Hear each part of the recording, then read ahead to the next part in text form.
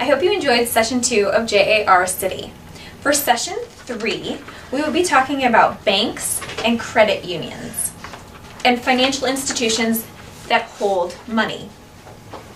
With this session, we really want to emphasize a savings account, whether that be a piggy bank, because they're in 3rd grade, or in a few years, as a young child, start a savings account.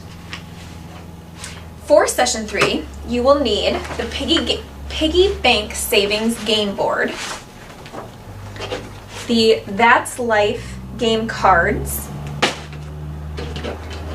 the My Account register worksheets, dice game pieces, and again, the key term flashcards. In the beginning, have 5 students come up to hold the 5 remaining key flash terms cards. To begin, ask 5 students to come to the front of the room and hold 5 of the session's key flash term cards. As you go through the definitions of each card, ask the class certain questions, prompting questions about each particular key term definition. And then there's a section in the guidebook that explains how banks make money. It can be a little confusing, but if you lay it out in the simplest terms of interest, you can explain that the financial institutions make money on interest, and also they reward the people that have their money in savings accounts with interest on the money they have in those accounts. The main activity of this particular session is the piggy bank game. Review the fact that a deposit is when you earn money or put things in. It's a positive. And when you withdraw money, it is a negative, and when you take money out because you've spent it on something that you wanted or needed.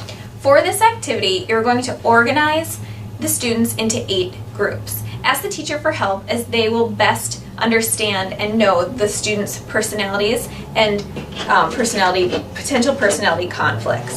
You are going to give every student a My Account register to work off of.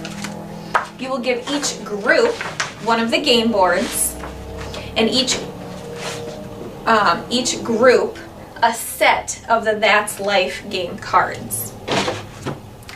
Briefly, as a class, explain the concept of the game. You are going to go clockwise around.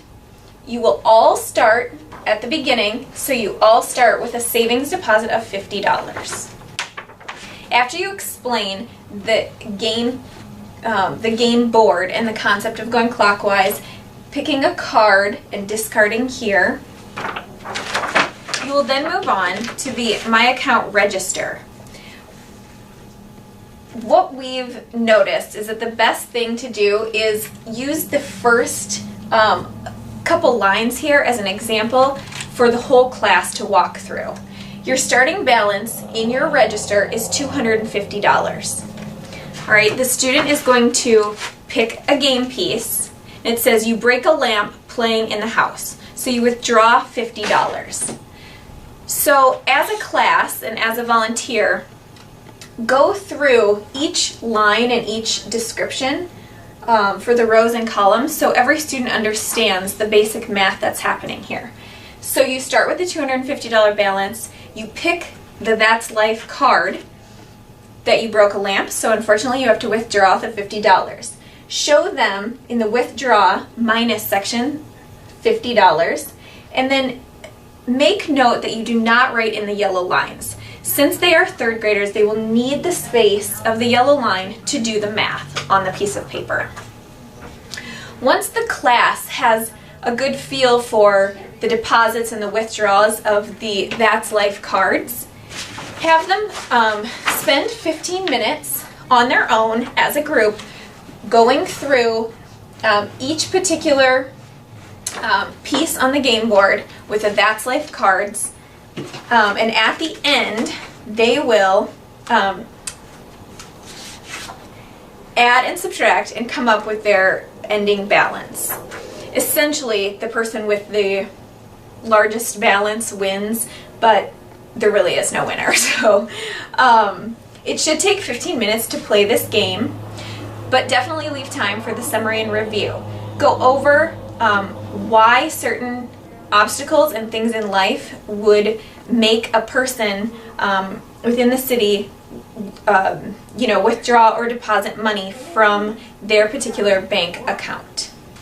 We also want to encourage students to visit with their families their local financial institutions. A lot of times for young students, they get prizes or awards for setting up a particular savings account.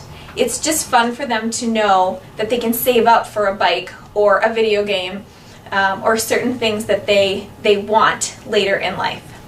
That's a recap of session 3. Thank you.